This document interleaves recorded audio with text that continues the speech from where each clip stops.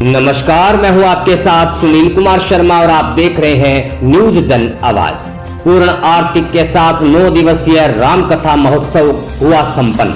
भवाद जोधपुर से चित्रेश बोहरा की खास रिपोर्ट। श्रीमती तुलसी देवी एवं फगलू राम के पुत्र ठेकेदार सुखराम जगदीश सहीराम पूनाराम बिश्नोई के तत्वाधान में विनायकपुरा गांव में श्री राम कथा का भव्य आयोजन करवाया गया, जिसमें सभी श्रद्धालुओं ने राम कथा का पूर्ण लाभ उठाया।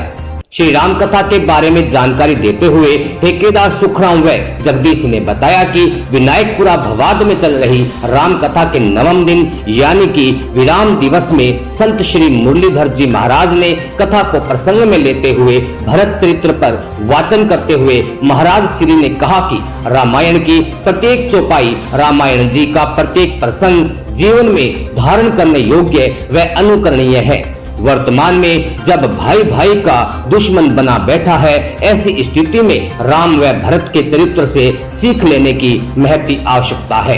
राजा भरत ने 14 वर्ष तक भगवान राम की खड़ाऊ सिंहासन पर रखकर आदेश लेकर राज किया। यह भातृ प्रेम व समर्पण का श्रेष्ठ उदाहरण है, जिसे जब तक सूर्य में तेज व अग्नि में तपन है, तब तक बड़े आदर व सम्मान के साथ याद किया जाएगा। श्री महाराज जी ने कहा कि वर्तमान में व्यक्ति सुख देखकर भगवान को भूल जाता है तथा दुख का सामना कर घबरा जाता है। ऐसी स्थिति में भगवान राम का जीवन हमारे लिए श्रेष्ठ उदाहरण है, क्योंकि अपने पिता द्वारा राजाभिषेक का आदेश सुनकर राम प्रसन्न नहीं है तथा अगले ही क्षण वन गमन का आदेश सुनकर राम दुखी नहीं है। इसलिए लाखों वर्षों के बाद भी राम भारतीय जनमानस में श्रेष्ठ नायक है। वर्तमान समाज में व्याप्त छुआछूत, घूंघट प्रथा, मध्यकाल में सती प्रथा इत्यादि सामाजिक कुरीतियों के निवारण हेतु रामायण का अनुसरण करना ही एकमात्र उपाय है।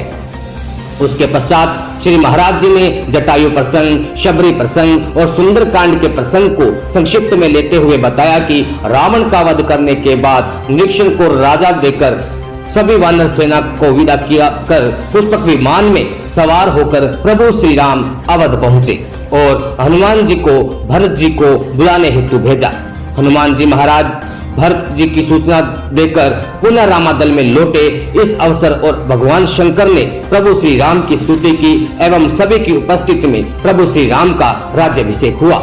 इस अवसर पर मुरलीधर जी महाराज के द्वारा गाए गए भजन राम राजा हमारे हमें इसकी प्रजा ने श्रोताओं को मंत्रमुग्ध कर दिया। इस अवसर पर पूरे अवध में उत्सव का माहौल छा गया और सभी भक्त लोग नाचने पर मजबूर हो गए। प्रभु श्री राम और मां जानकी जी सिंहासन पर विराजे। पूज्य महाराज जी ने संक्षिप्त में राम राज्य की संरचना का वर्णन किया। इस अवसर पर कथा के यजमान श्री राम कथा सेवा समिति के कार्यकर्ता और संपूर्ण भारतवर्ष से पधारे मानस भक्तों ने मानस जी और व्यासपीठ की पूर्ण आरती की। पूज्य मुरलीधर जी महाराज ने कथा को विराम देते हुए सभी आयोजक और यजमान बंधुओं का और मानस भक्तों का आभार व्यक्त किया। चित्रेश बोहरा की रिपोर्ट के साथ देखते रहिए न्यूज जन आवाज।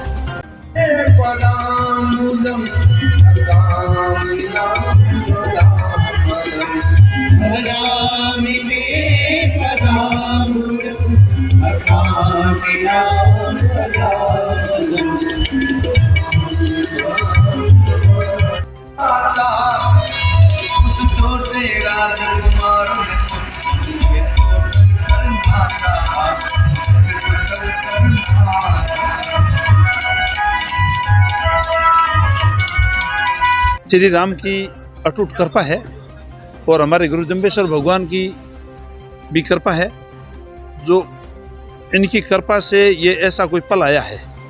बाकी राम की बड़ी कथा होना और बाकी इतनी भारी संख्या में हजारों को मतलब 5-7 हजार कल 7-8 हजार लोग थे। इतने हजारों की संख्या में लोगों को आना इंटीरियर के अंदर, ये कोई मेन रोड के ऊपर नहीं है और ये गांव के अंदर एक ढाणी के अंदर है, तो ऐसी जगह में आना ये परमपिता परमेश्वर का बहुत बड़ी अटूट कृपा है। और बाकी यहाँ पे गांव वालों का भी बहुत बड़ा रुझान लगा सुनने में और बड़ा एक जैसे टकटकी लगा के सुनते रहे और भगवान की कृपा से इनको प्रसादी ये जो है प्रोग्राम है, तो प्रोग्राम के साथ में प्रसादी रखी गई थी, आने जाने की व्यवस्था रखी गई थी ताकि इनको राम नाम सुनने की एक चांस मिल सके, मौका मिल सके, ऐसा करके ये प्रोग्राम रहा है। तो ये 2500 जैसे बच्चियों का नवरात्र है, तो ये अपने आप में एक बहुत बड़ी बात है कि जो मतलब इकट्ठी होना ये और तो आना।